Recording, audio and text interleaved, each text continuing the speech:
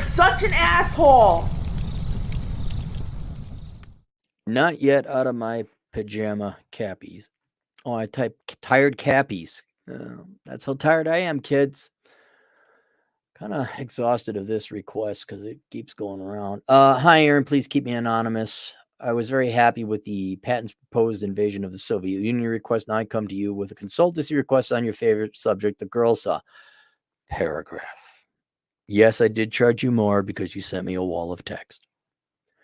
A little about myself. I'm 20, currently live in a town where I rent a small apartment with a buddy of mine, only paying a certain amount, including rent and utilities.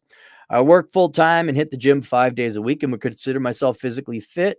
I attached a picture if needed. I will attach a picture. No, I believe you. I also plan on joining the military to become a thing next year. I'm just trying to keep you anonymous, as that is when our lease expires in our apartment. On the side, I do some side gig, make some extra money, and go fishing and snowboarding in my free time. Started dating around 2 years ago, where I initially got over my fear of rejection approach and learned many lessons. How paragraph. However, I just can't seem to find a girl that I can stick with long enough to get the hot dog in the microwave laughing out loud. You're never allowed to use that phrase or idiom or paradigm or whatever it's called ever again. The closest I ever got was when I was with a girl for about 2 weeks, whom I slept with several times. Oh, you got I need my cuddle, hold me. All seemed on track, but when we finally started getting freaky, I went to pull her on top of me after making out for a while, and she unfortunately didn't want to continue because she was too drunk. And then you wasted, we'll get to investment costs later. And thus you wasted 2 weeks of your time, huh? My question to you is, am I missing something here, or do I just need to keep playing the game and maybe see where a change in environment during my military service takes me? Yeah, you definitely, I mean, if you go overseas, it's going to be a hell of a lot easier. I don't really go through my life with women as my top priority and just let it happen along the way, so that might be the issue. No, okay, I'll just finish. But I don't see a point in chasing every girl ever just to get my dick wet. I would like a video request. Please let me know price. All right. So here's the deal, because things aren't as simple as they used to be in the olden days. I think it's just bad luck. I did not get laid in school or college, I should say, because I was too busy with work. Your environment does have an effect. And more commonly today, the environment, and we've seen the data and the statistics. Roll keeps pulling it up. I forget where he got it. I think it was pulling. But there's a lot of sexlessness going on. Women are up 15%. I think men have doubled the percentage. Like a third of men under 30 are virgins and haven't had sex. And we could talk about the sociological reasons why, but the reason I bring that up is to point out that your environment the environment has changed from when I was. Sounds like you're going out with girls. Sounds like you're not, working all the time. So it's not that. So I am left to conclude that it is the overall dating environment and your age that is why you are sexless. Now, you are putting in the effort. You are working out, which further leads me to believe it's just bad luck and also your environment, meaning it's outside of your control. The questions that are much more common, and the reason I am tired, is when you have these perma virgins. How do I get the girls? Send me a picture. Oh, you're fat and you don't go to the gym. You don't ask out girls because you're a coward. And then it then grows into kind of an obsession, an unhealthy one, although maybe not irrational, where it's like, man, I just gotta lose this virginity. And so I think whether it's in your particular case, which is, I would chalk it up to the environment, just bad luck, or the 27-year-old perma virgin who's like, what do I do? What do I do? And it gets to the point that in either case, you, until you have the sex, you won't realize just what a tremendous waste of mental energy worrying about losing your virginity is. And the quickest solution to it is to just go pay for it. Right? Now, especially whether you're the perma virgin loser or in your case, it's bad luck, the environment has changed to where women are just not that interested in men. And I think a lot of women, especially, I haven't delved this much. I've focused on the economics aspects of it, obviously, with the two books I wrote, where women don't need you. They really don't need you anymore. We've talked about this a lot now, where the technology is advanced. You don't have to just be a farmer or physically strong to support yourself. Women are no longer financially dependent upon men. You also add in a generous welfare state. They have insurance. So women no longer need men. And I don't know if you heard the memo. They keep telling you that they don't need you. But literally they don't. And as a consequence, women's interest in men is now voluntaristic, which when you take a look at their real and effective, voluntary, real, not coerced, not forced, not dependent interest in men, you're starting to find out, especially your generation, that women, their real interest in men is very low, very limited. Maybe not limited, but it's less than what it was otherwise. And so now that women don't need you, they only will go out with you they absolutely want to, and the amount of sex that will be less. So that's a trend I think will be continuing to go on. In this particular individual case, that was all, I was the cuddle guy. Rarely, if I did go out, it interestingly wasn't until my senior year that I did most of the dating. Because I'd just be working. But because I was the nice guy, not on purpose, but I was trustworthy, I guess. Oh, you could trust. I was safe. I think that's what safe. Oh, you don't want to be the safe guy. You don't want to be the safe guy. You're the safe guy. They're the ones like, oh, well, can I come over to your place and cuddle? And you're like, well, hell yeah, because you think stupidly that means sex. And even in my 30s, I think the gal who was down to her, just her panties. I go in for the kiss, like, what are you doing? I'm like, so like, what do you mean? What am I doing? And it's the same thing. She's just stringing along, getting attention. But that's been happening since time immemorial. There was the gal that had sex on my leg, literally like a dog. And then I'm like, what about me? And she fell asleep. So that has always been there. But even back then, the amount of energy that went into trying to get laid, and especially to lose your V card, I could tell you, just pay for it.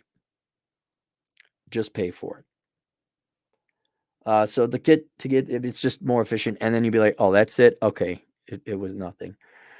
My question to you is, am I missing something here? Or do I just need to keep playing the game and maybe see where the change of environment?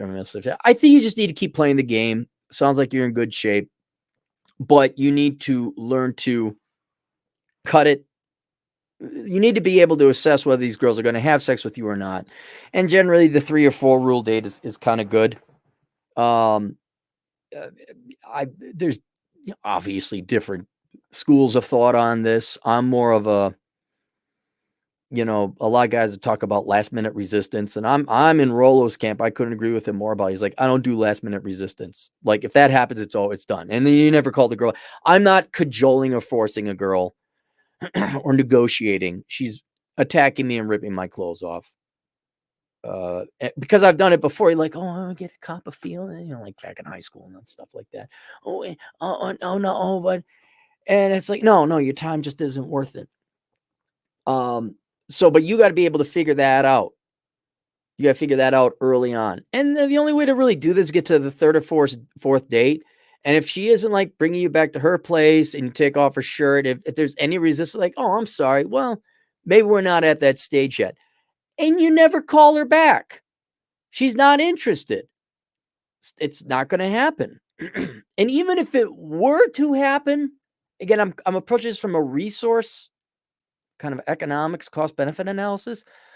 How much work are you going to have to put in to get this begrudging, reluctant sex? It's, and I don't know about you, but when it's pulling teeth or it's reluctant, well, that doesn't turn me on. I mean, I remember one girl like, "Oh, okay." And I'm like, "Yeah, you know what?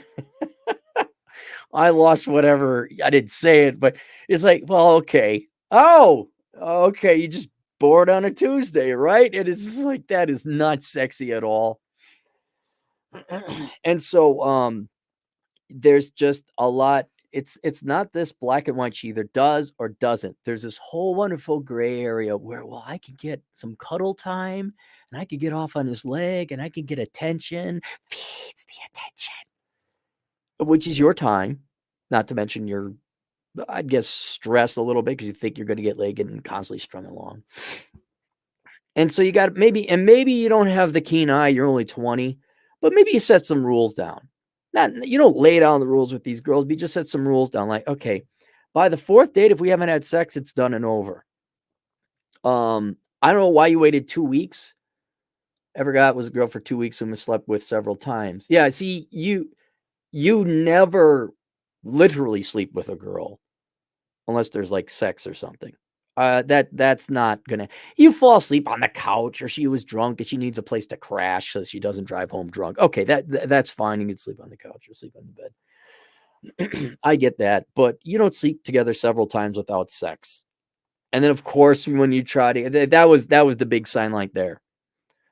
More or less, the girl should be taken off her clothes. There should be a little bit of agency and responsibility, some action taken on her part where it's clear and obvious. Maybe you got to take off. Shirt is a good place to start. You just take off her shirt and unhinge the bra. And even then, there might be, oh no, okay, I'm not doing the middle school heavy petting BS. Oh, cool. I would not kick her out of the house. Don't do that. Oh, I'm sorry. Well, why don't you just sleep? Get some. You go to the bathroom. You rub one out. You go to bed. Whatever. Drive her home. Get the confirmation text. But Aaron, we didn't have sex. You get the confirmation text. Hey, great time. Maybe we see each other later sometime. Yeah, it'd be great. Maybe I'll call you next week. And then you don't bother with it. Not because you don't like the girl, but because she doesn't want to have sex. And that's her right. That's her prerogative. And you do. So it'd be a waste of both your times to pursue that anymore. I'm just trying to think of other things you can do so you don't waste this time again. I guess you could be a little bit more direct. Which doesn't really jive well with the natural flow of romance and seduction. Bitch, we better have sex. I understand, she? Yeah. Listen up, she. We're going to have sex now. Yeah. Oh, we'll do this dating and I'll take you out to dinner, all this formalities. But in the end, you're going to get it good. You understand? Yeah. This is not going to.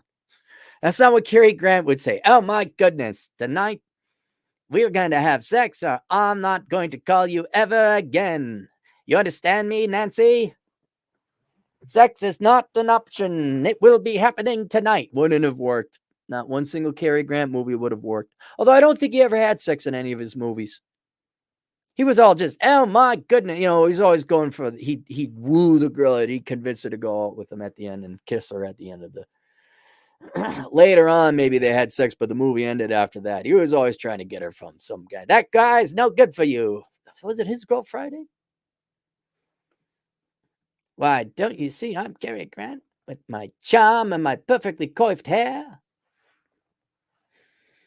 So there's that. But I'll tell you this, and this is for all of you. I mean, there's always the individual, then there's what everyone could take from it. The environment, for whatever reason, is turning to such that women and men are having less sex, men at roughly twice the rate of women. Right? Sex is very important to you guys. And I keep seeing it and hearing it through other podcasts I tune in where I can't lose my virginity. And you're not this type, but it's the type where they obsess about it so much where it's like, dude, this is now ruining your life. Just go pay for it. And in your case, I would say, yeah, just go pay for it too. In mine, it's not impassioned or psychological or emotional. I'm not lying. It's all economic. Because push comes to shove. Here's the deal. All you guys pay for sex, all of you. And women in a certain angle or an equivalent sense also pay for the sex because they're investing their time in you too. Everybody pays for sex. Men just pay a little bit more. Usually in all we got to do initiate the effort. We got to do all the groundwork. Generally, men still pay. Generally, if you're looking at a long-term view of sex, men bail out women in their student loans. They buy the house. They heavily subsidize the family. They end up paying more in divorce court. So in a long-term macro view, men definitely pay for sex, both through emotional, psychological, and literal financial costs. But you're going to pay for it. All right. I'm merely asking, why don't you get the best deal? And ladies, it's the same thing to save yourself the time. If you're not planning on having sex, save yourself the time. It may come off as arrogant, but you have to respect the gal in the dating profile says, I do not have premarital sex. Or sex is not until I get to know you until months or something like that. Tell him that so he's not wasting his time. You're not wasting your time because that is an investment cost. You girls, maybe not as much as certainly. Okay. Nowhere near as much as guys, but you girls still do pay a price in terms of your time. A lot of you may even go Dutch, right? So you actually got now some tangible physical, financial costs, not to mention all the time you spend getting dressed up and all that, although people don't do that now. In the day they did. So women incur costs as well. Everybody pays for it. I'm just trying to say, can we introduce some blunt force reality? Truthful, blunt reality in a diplomatic way. Like, look, I'm religious. I'm not really into sex. Okay, cool. That's fine. And guys, you got to suss that out. The paradox is you can't directly talk about it without it derailing the smooth, fun, romantic, flirtatious nature of the conversation. And so that's just the cost you're going to incur with dating, the time you have to put into it. But when it comes to losing your virginity, just go pay for it. Unless you're religious or you're saving yourself, and obviously not. But be unburdened with this monkey on your back. Stop wasting your time, resources, efforts, and energy. Find a place where it is legal. That could be seeking arrangement. It could be legal within your state because they kind of maneuver around that. Fly out directly to Las Vegas. Do not get ladies of the evening in Las Vegas. That's Clark County. Ladies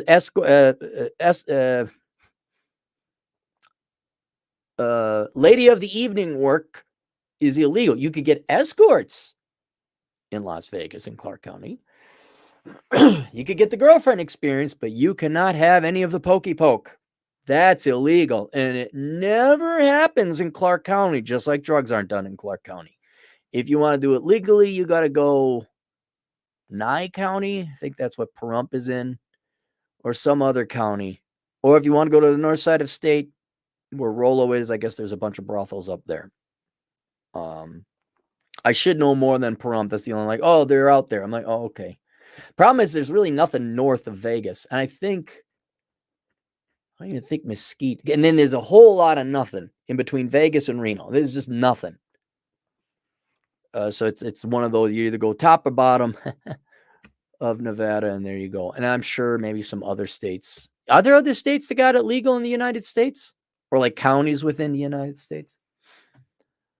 And that's it. So it really is up to you. Me personally, I think you just keep on going. Will changing your environment. Yeah. You go to port, you go to wherever, Thailand. Yeah, you'll get laid. Also by ladies of the evening. They may not speak English too well. I mean, yeah, that'll happen. Yes, by the way, Mr. Whiny young people, but I might get an STD. Oh, I gotta pay. Yes, there's a risk. I'll join the military. I might get shot. Yeah. Ride a motorcycle, might hit a deer. Lots of life is not without risk. So just so you know, be aware of that. But people would point out, yeah, but isn't it kind of the same risk you take with other girls? Like, true. But for your individual case, like let's say you guys are in shape, there's a group of you, and maybe your experience is more common. Maybe that a lot of other guys are experiencing. It's like, I go to the gym, I can't, nothing's going on. I'm like not 5'8". I'm 6 foot. Some ain't right. Right. It's not you. Critically assess that first. You're doing your work. You're asking girls out, but girls just aren't that interested in sex that much. That's the environment now. You can see that bears out in the data. But if you keep trying, you should inevitably find a girl, but critically know when to cut that off soon enough so you're not wasting your time anymore. So that's one. But if it's that annoying to you, if it's that bothersome, absolutely. Just go pay for it. Because everybody pays for sex. Everybody. And I can prove to you multiple ways that literally cutting a check and paying for it is not only directly financially cheaper, but also infinitely cheaper in terms of time and mental resources. It is a fraction of the cost to go and pay for it directly. Go get on a subscription thing. Go get, a girl in each town on the, not the seeking arrangements. Go to the different brothels. Just get a regular girl. It's going to be cheaper than ultimately getting married. Go get the book of numbers. I bear out the numbers there. And any kind of shame that would come with, no, that we're long past that, especially now with seeking arrangement. And I would argue ever since you looked at time immemorial where the money flows, like we've all been paying for it. It's just been the veneer that it's through barter. Oh, well, now it's love. See, when you buy a ring and a house and food, clothing, and shelter, that's love. If you give the woman cash directly, oh, what a despicable, gross, pathetic man you are. Really? That's bad. So yeah, that's what I would do. So link below, couple books related to this cost benefit analysis on pursuit. There is the Book of Numbers, analyzing the ROI in the pursuit of women. That is more aimed towards long-term, loving marriage, family type of relationship, but the numbers are also there that you would pull some lessons about the pursuit of just sex. There is the menu, Life Without the Opposite Sex, that is more than tangentially related to this. I'm going to say it again. Women are just not that interested in you guys. Their withdrawal from the dating and sex market should indicate that. Your lack of success with women should also indicate that. No, it is definitely not you. This is a long-term sociological, technological, economic, and political phenomenon, the trends of which are not changing anytime soon. If not, they're only gaining more momentum. So you young boys have got to figure out, okay, well, what if girls don't want to get married? What if I'm not going to find a woman? That is going to happen to half of you. And that's not my numbers or estimations. That's Morgan Stanley, the real economist who totally didn't take a bailout. Ones with their MBAs. They forecast half the women are not going to be married, 45%, between marrying ages 18 to 45, I believe, and by 2030. So, in other words, it's not you. The number one thing you got to figure out in life, is it me or is it the rest of society? And in the olden times, society was sane enough because they had to deal with the real world. It was usually the individual that was wrong. Now that we bail everybody out, we remove people from responsibility. People are allowed to grow up delusional and off. Say, is it me? Or is society, is it really delusional to expect me to go to school for 17 years, 19 with MBA preferred, to do an entry-level job? It's like, no, it's not you. There's something wrong with the system. And I wouldn't say it's necessarily anything wrong with the system. Women just don't like guys that much. It's now the first time they can act on that because they don't need you. They got their own jobs. And if push comes to shove, they got the welfare state. So it's not you, and it's not even necessarily anything wrong. It's just the way it be. And so, but that now presents you a problem that you guys are like, what do you do if women aren't going to be part of your life? Well, may I recommend the menu, Life Without the Opposite Sex. And then also my minimalism course, which is open for another 24 hours. It will be closed until next month or whenever I get around to opening up again, which might be 2 or 3 months. Say, well, what do I do? Do I buy the cars to get the girls? Do I get an MBA, bro? Do I get the McMansion? No, you save your money. But, bro, I got to spend the money to get the girls. How about you don't graduate from college with a really good degree and then shoot yourselves in the foot by going and getting a car you can't afford? Go take the minimalism class, get your fine. Look, the girls aren't there. Why don't you? Hey, think about this. If you get your finances together, imagine all the different girls you could afford. Dude, it's expensive flying out to Vegas and then getting a car and going out to Pahrump. Yes, it is. You know what's more expensive? A car payment. All right, there you guys go. Any super chats?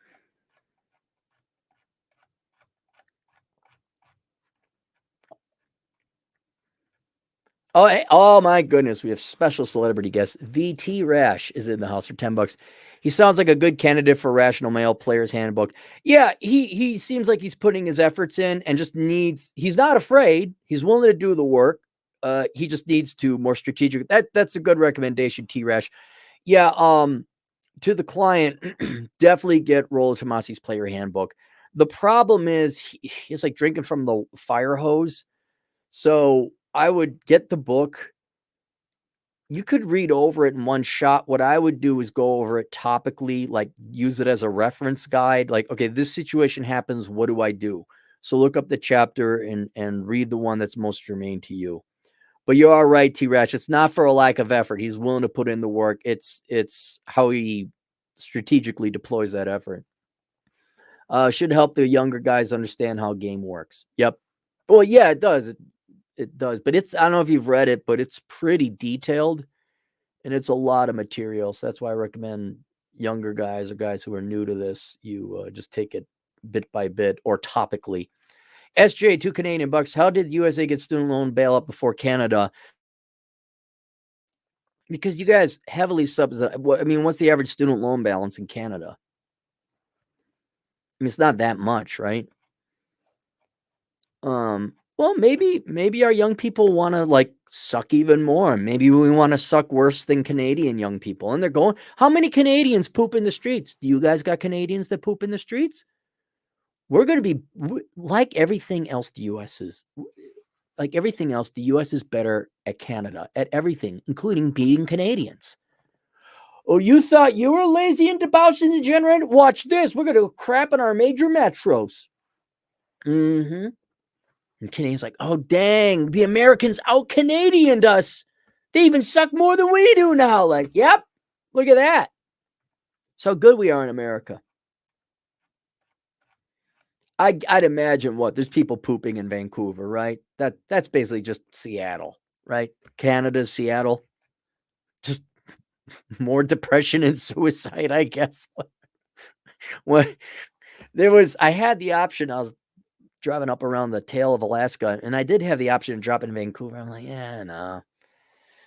I don't want to do that. All right, there you guys go. Links to the book and the course below. We'll see you guys later. Toodles.